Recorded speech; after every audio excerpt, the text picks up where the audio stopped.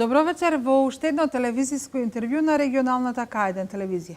Вечерва заедно со мојот гостин ќе говориме за работата на една институција која што малку е позната за граѓаните на Република Македонија, но е многу значајна за општественото оживење. Станува збор за Советот за јавни набавки. Врз основа на спроведените анализи и изготвени извештаи од страна на релевантни институции за состојбата на пазарот на стоки, услуги за работата од аспектот на примената на принципот на јавни набавки, пред известен период, пред неколку години, е формиран Советот за јавни набавки. На самиот почеток разговарам со доктор Златко Алексов, член на Советот за јавни набавки, кој што всушност е и подпредседател на ова тело. Да напоменеме дека на почетокот бевте дел од Бирото за јавни набавки, но повеќе не сте. Кажете ни на самиот почеток нешто повеќе за институцијата, како функционира ова тело и кои се функциите всушност. Да, ви благодарам пред се за поканата. Навистина, Советот, како што кажавте, многу познат, многу непознат за јавноста.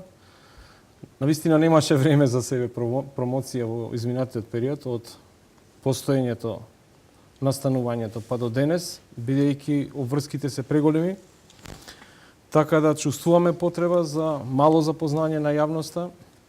Оние кои за државните институции сме добро познати. Нашето работење, функционирање е во насока на заштита на јавниот интерес преку јавните набавки во Република Македонија. Инаку, да, започнавме со работа за прв пат. Советот за јавни набавки е предвиден во одредбите од Законот за јавни набавки во 2013 со службен весник број 148 кој излезе во октомври, каде се предвидува првите законски одредби за воспоставување на ова тогаш јавноправна форма, тело или како сакате, во рамките на Бирото за јавни набавки, кое е во рамките се уште на Министерството за финансии, за да денес или со повеќе измени на законот во меѓувреме се прошируваат надлежностите, се дополнуваат законските одредби, така што веќе и од 1.1.2016 година Советот се почувствува способен да може да функционира самостојно како државен орган, независен државен орган, кој не е повеќе нели во рамките на бирото и кој постапува по многу повеќе, има многу повеќе надлежности од првичните кои беа за неопходни за негово воспоставување и започнување со работа.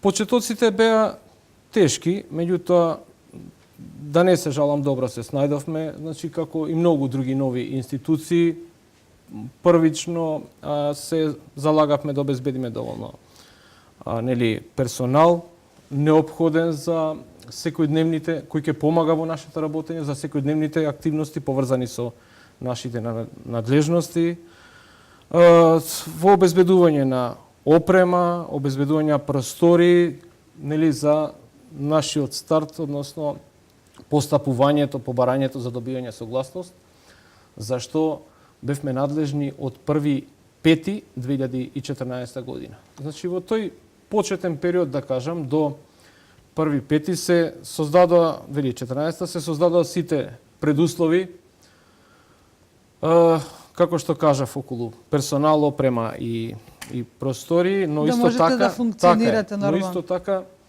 во тој период Советот интензивно работеше на подготовка на сите подзаконски акти и можни законски измени со цел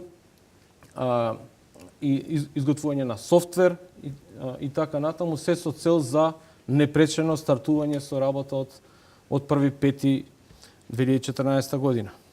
Напоменавте дека требаше да се создаде екипа, тим човечки ресурси. Еве да проговориме од колку члена е составено ова тело. Вие сте подпредседател, дали сте единствен подпредседател, има еден председател, предпоставувам.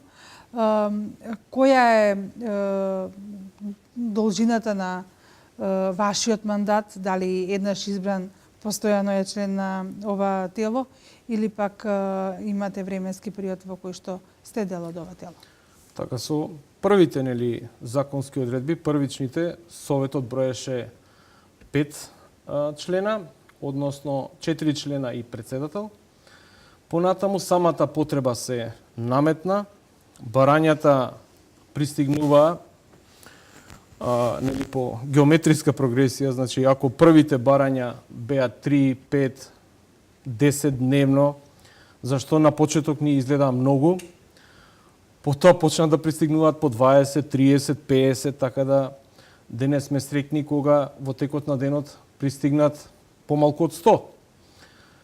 Можам да кажам дека досега Советот има решено преку 46.000 предмети. Така да како една бројка е импозантна за да се согледа колкав уствари обем на работа има Советот денес. Меѓутоа, за среќа ни се излезе во пресред, значи на наше барање до владата на Република Македонија, се интервенираше со измени на законот за јавни набавки, со дополнување на членството на Советот со нови членови.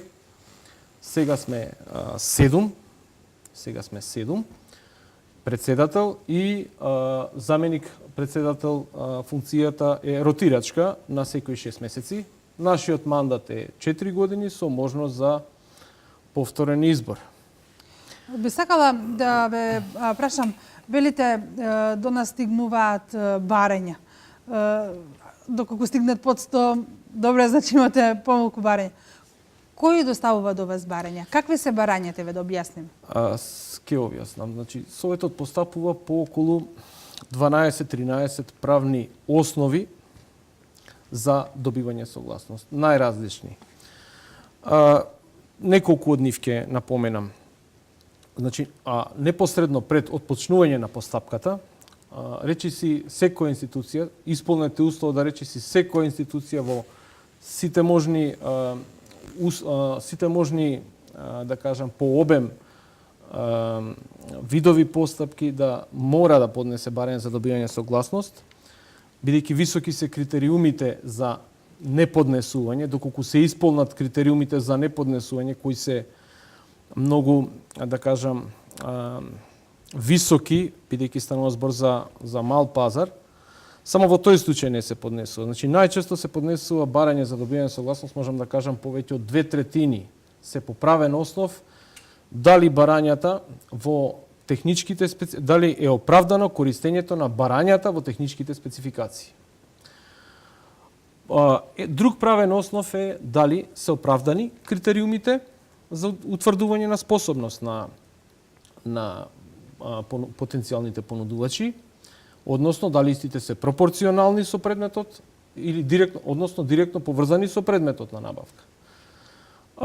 Советот одлучува, тоа се две најчесто кои се поднесуваат како барања, многу често исто така се поднесуваат барања за добивање согласност по крајнеитност како еден од правните основи, дали тој правен користењето на таа постапка со преговарање поради крајнеитност е оправдано или неоправдано, односно дали се исполнети условите или можеби само договорниот орган сметал дека ги исполнил условите, а можеби станува збор за пропусти кои намерно или ненамерно ги направил, а кои му се припишуваат и поради кои не се добива согласност од Советот. Значи, треба да се исполнети условите, тоа се три, да кажам, најчесто користени поднесувани барања по правен основ.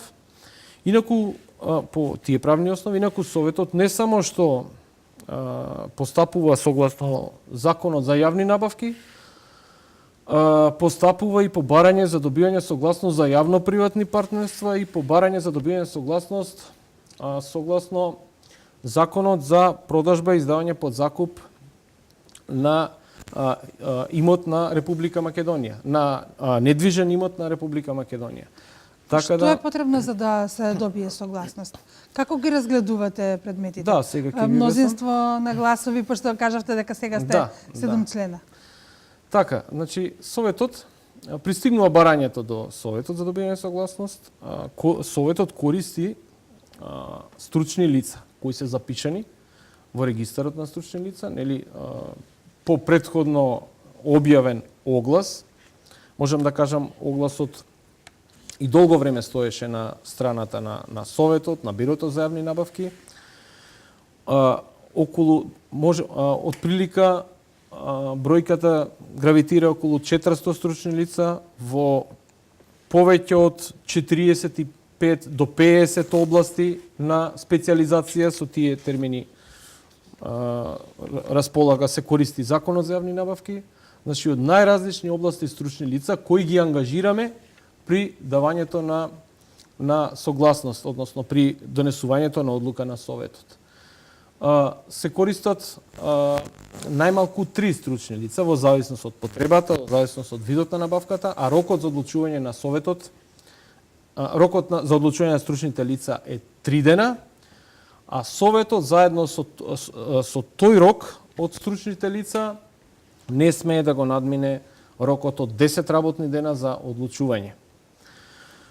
Кога споменавте за стручните лица, да напоменеме дека јас подготвувајќи се за ова интервју го имав она што вашата институција го има доставено до владата на Република Македонија како извештај за работењето на Советот за јавни набавки за 2015 година. Малце покасно ќе зборуваме за оној од 2016 година. Стои дека во 2015 година во електронскиот регистар на стручни лица запишани се 409 лица стручни, број кои што се менува и кои што му помагаат на Советот при одлучување за давање на согласност. Так. Истиот се распоредени во повеќе подобласти. Сега, рековте дека долго време огласот за пријавување на стручни лица бил отворен и секој може да се пријави. Но кој ги исполнува условите за да биде стручно лице или да биде соработник на Советот за јавни набавки? Општите услови се пропишани со законот, а посебните услови ги предвиде Советот за јавни набавки, ги предвидува Советот. Значи, многу внимававме во делот на предвидувањето на посебните услови. Од една страна да обезбедиме доволно стручни лица, од друга страна да обезбедиме стручни лица, бидејќи верувајте, иако е толкова бројката, не е голема од причина што постојат 50 области на специјализација. Значи, буквално постојат експерти за се и се што од секаква природа, од стоки, услуги, работи. Така да, како бројка, не значи ништо во однос на тоа што, значи, како што кажавте, прво во континуитет стоеше огласот на страната на Советот. Меѓутоа, почувствувавме потреба дека треба да го повлечеме од причина што во одредени области бројот се засити, а секое ново влегување на стручни лица се губи на квалитетот на стручните мислења се до оној момент додека не се согласно со ставовите на Советот и со претходните стручни лица, веќе формираната правна пракса, додека се уште останаа дефицитарни одредени области, например, не се сетам, графика, хемија, кои и ден денес кожна индустрија, дрвна индустрија, за мебел, а имаме се повеќе и повеќе такви барања и потреби од стручност од таа област. Ја ведете напел до нашите гледачи доколку се почувствуваат дека се доволно образовани, имаат посетено доволно до едукација на тоа што го имаат завршено, а се токму од овие области од кожарството, дрвната индустрија, хемијата, дека графиката, дека може да ве контактираат вас како Совет за јавни набавки и да бидат дел од вашите стручни тимови. Така, огласот повремено се објавува, транспарентно стои на страната на Советот за јавни набавки, но не за сите области како што беше на почетокот. Само се објавува огласот за областите кои се дефицитарни.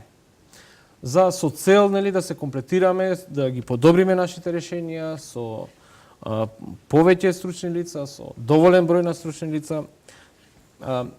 Така да малце го сменивме концептот на огласот И сметаме дека вака е по-целисходно неговото објавување, кога оној момент крајната цел нели е решението, квалитетни насоки до договорните органи како понатаму да постапат. Значи во таа насока и стручните лица користат за нели да ни помогнат во точното исправно постапување, исправно одлучување на Ако Советот. вашиот мандат е 4 години, дали овие стручни лица се врзани со некој временски период кој што се дел од вас или пак еднаш стручно лице за стално? Не.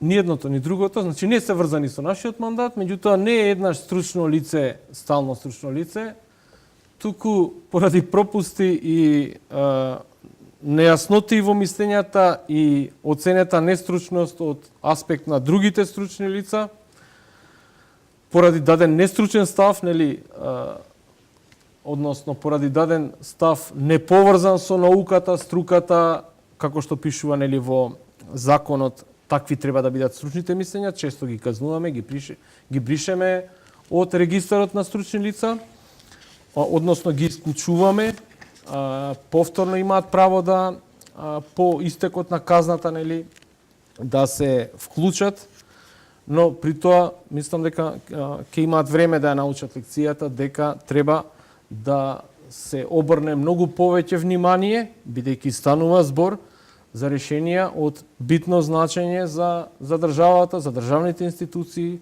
може да стане збор за големи проекти, за хидроцентрали, за мостови, а секое стручно мислење кое не е согласно упатството, кое Советот го изготви, веќе има и 25 страни, каде што точно е наведено кој чекори, што му користи на Советот, што е потребно да се расчисти од наша страна за да се даде квалитетно решение, квалитетни насоки на договорниот орган за негово понатамошно постапување. Господин Алексов, во она што вие како отчет за сработеното во 2015 година како Совет за јавни набавки сте напишале дека сте постапувале по 19.047 барања за согласност. Во споредба со извештајот кој што го имат изработено за 2016 година, дали ова бројка е поголема или помала? Па приближно иста, да кажам, може би малце помала. Меѓутоа, се уште можам да кажам дека е преголема и се правиме да го подобриме квалитетот на дадените стручни мислења, квалитетот на решенијата, да ја забрзаме процедурата, да ги намалиме трошоците на договорните органи, се со цел и во насока да нема неконзистентни ставови од наша страна, од страна на стручните лица. Така да сметам дека доколку оваа бројка би била уште помала, веќе би ги надминале сите почетни проблеми кои можам да кажам и ден денес со многу помал обем, меѓутоа се повторуваат. Се случува да дојде до неконзистентен став за според договорните органи за две исти работи, што ние сепак сметаме дека не е точно, меѓутоа друго е кога се издржани, кога е доволно добро образложението, описот, насоките, во тој случај би разбрале дека нема два исти случаја, дека станува збор за разлика во обем, разлика во институција, разлика во потреба. Секој за себе случај. Така е, не е иста јачината потребна на интернетот, капацитетот на опремата во една институција и во друга институција, а потребите најчесто не произлегуваат од нив, туку се случува да се препишани тендерски документации, препишани технички спецификации од објавените огласи од други институции, но не често кореспондираат со нивната реална потреба. Господине Алексов, во насока на минимизирање на влијанието на човековиот фактор во процесот на одлучување по барање на согласноста, Советот за јавни набавки започна со користење на електронски систем за распределба и решавање на предметите. Дали ова е се со една единствена цел? Да се одбегнат можностите за притисоци при донесување на конкретни одлуки врз членовите на совет, но и врз стручните лица за кои што пред малку зборувавме, кои што работат во функција да ви помогнат вам каква одлука да донесете.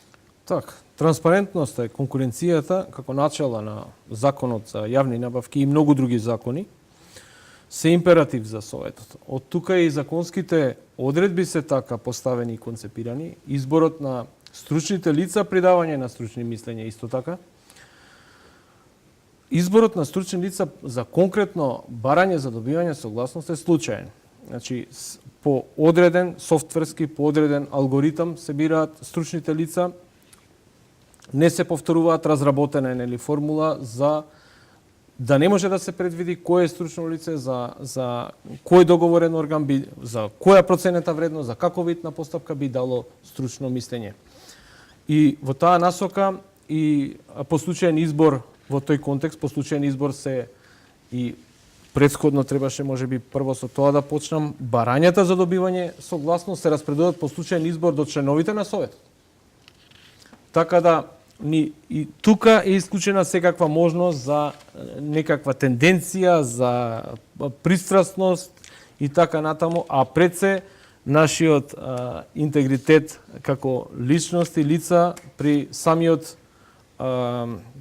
именување како членови на Советот, а како резултат на нашето долгогодишно работење и искуство. Инаку, притисоци можам да кажам, како поим го сметам како лична перцепција. Јас лично не сум добил никаков притисок, верувам ни членовите на Советот.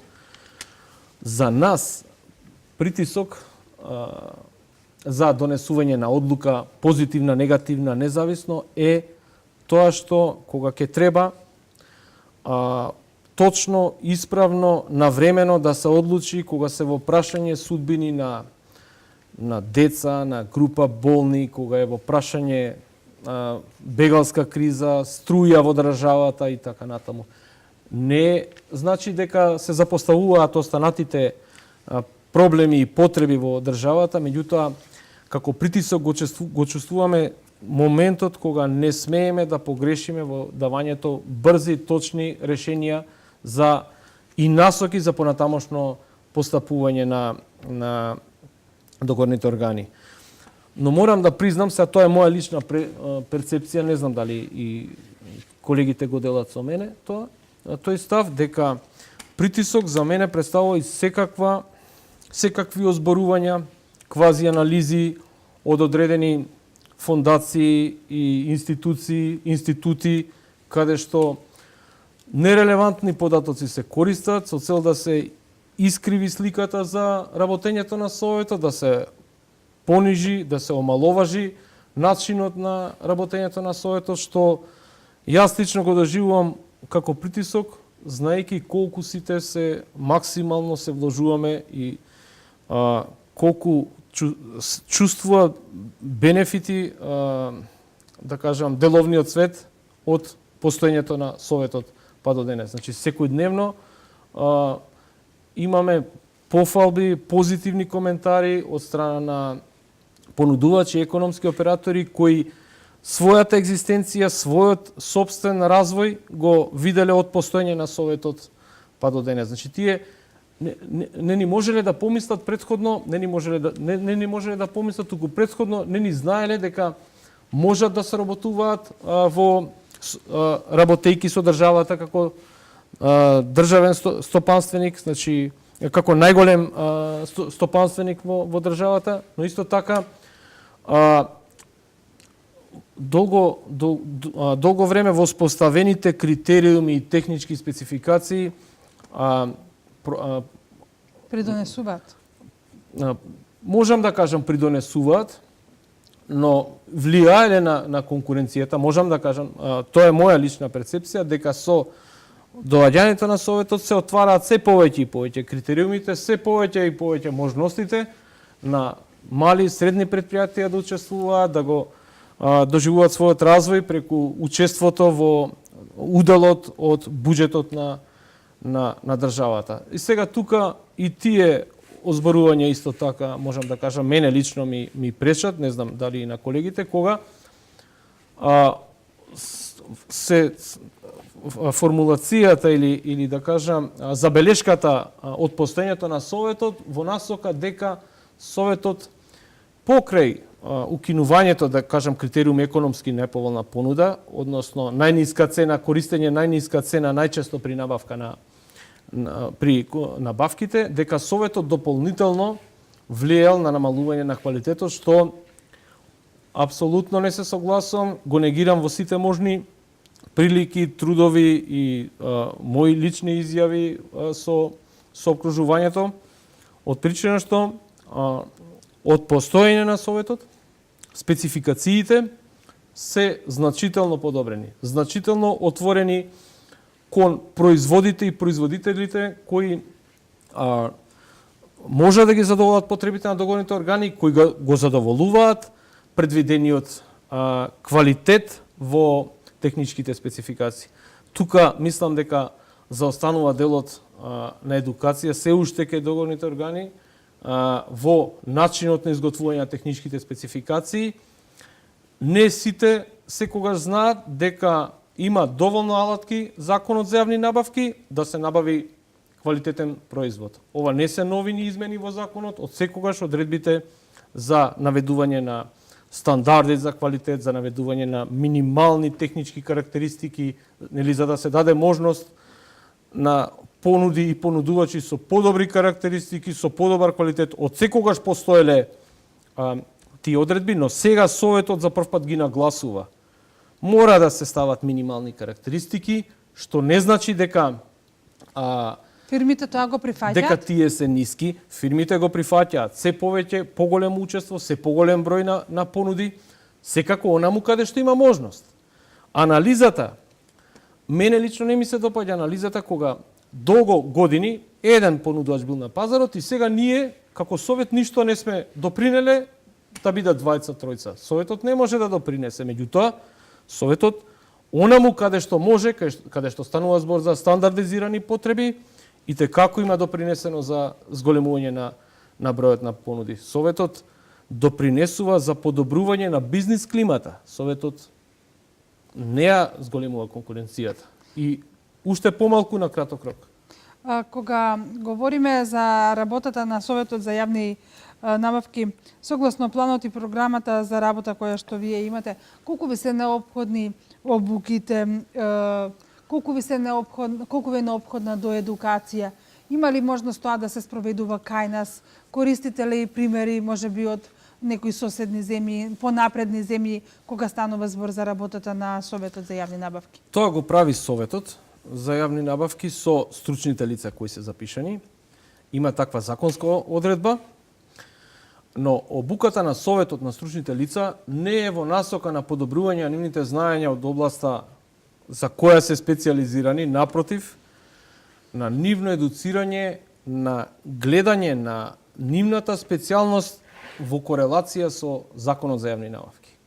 Некако независен самостоен пазар, да кажам, не поврзан со круцијални државни потреби, туку секогаш во корелација со одредбите во насока на подобрување најдобра вредност за парите, во насока на проширување на можностите за учество на повеќе понудувачи.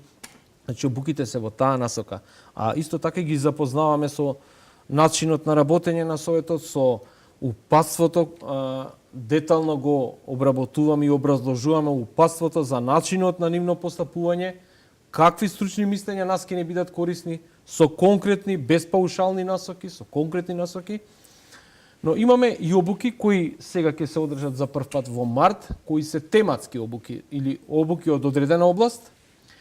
Пак ќе кажам, тука не сме ние ништо повеќе од нив во нивната област, тие се експерти, но неопходно ни е усогласување на нивните ставови по одредени прашања од нивната струка, кои можам да кажам дека значително се подобрени од постоењето на Советот од почеток до денес, но се уште лебдат одредени прашања кај одредени стручни лица од одредени области, каде што има различни ставови, а неконзистентност во ставовите кај исто стручно лице не толерираме.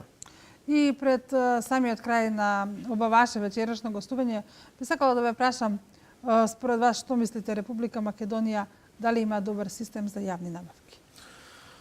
Па вака да ви кажам, искрено, јас во јавните набавки сум многу долго. И долго време законот за јавни набавки беше, да кажам, водечки во Европа. Значи, бирото доследно ги спроведува за јавни набавки политики, ги спроведуваше економските политики на владата, која се залагаше и се залага и ден денес за отворен пазар, за зголемување конкуренција, за привлекување на инвестиции, привлекување на подобрување на работата на државните органи, на нивната функционалност, пристапност до граѓаните. Значи, во таа насока правната рамка и нормативната рамка во сите извештаи на Европската комисија се пофалени. Значи дека Македонија е една од лидерите во Европа за правната и нормативната рамка, сега во правната пракса не се бележи, констатирано е дека не се бележи напредок како во нормативната и во правната, во институционалната, се извинам, нормативната и институционалната се многу напред, но во правната не се бележи таков напредок како, значи се подобрија институциите, кадарот, законот, но примената, правната пракса не оди во таа нагорна линија. Токму од тие причини сметам дека, односно токму тоа се според мене основните причини за настанување и постоење на Советот, каде Советот однапред системски во вид на екс-анте контрола врши филтрирање на сите можни неправилности поврзани со кои би можеле да допринесат за намалување на и онака малата конкуренција во државата. Моето последно прашање, чинам дека скоро и да го одговоривте, меѓутоа сепак ја ќе го поставам. Што е она кое што вие ќе се стремите во иднина? Кои се новините кои што ги планирате? Што може да се очекува од Советот за јавни набавки? Да, Советот веќе прерасна во стабилна институција, стабилен државен орган со своето работење, со начинот на постапување, со бројот на енормно големиот број на решени проблеми. Ние искрено сме, што е императив, многу задоволни не од работењето на Советот, туку од фидбекот од приватните фирми, од фирмите кои се повеќе гледаат свој собствен развој во работувањето, влегувањето во деловен однос со државата. Но не застануваме тука. Значи, секогаш, кога ќе почувствуваме дека има потреба од законски измени, предлагаме благовремено ги испраќаме до надлежните соодветни институции кои се занимаваат со таа проблематика. Последно Советот достави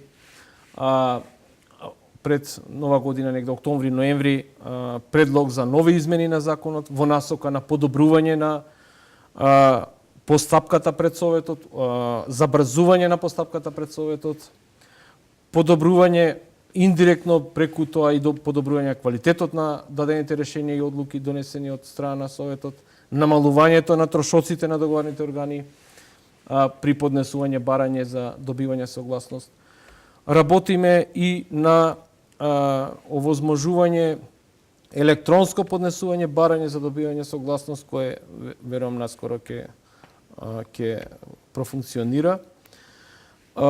Се она што допринесува во насока на еден вид, значи, на засилување, се чувствуваме дека сме браникот на јавниот интерес, кој се реализира преку јавните набавки. Значи, се она што е во насока на подобрување на функционалноста во нашето работење, нели, како еден системски начин на однапред отстранување на недостатоците во за понатамошна после пракса, односно понатамошно постапување на договорните органи при остварување на целите, проектите или задоволување потреби, секојдневни потреби поврзани со нивното функционирање.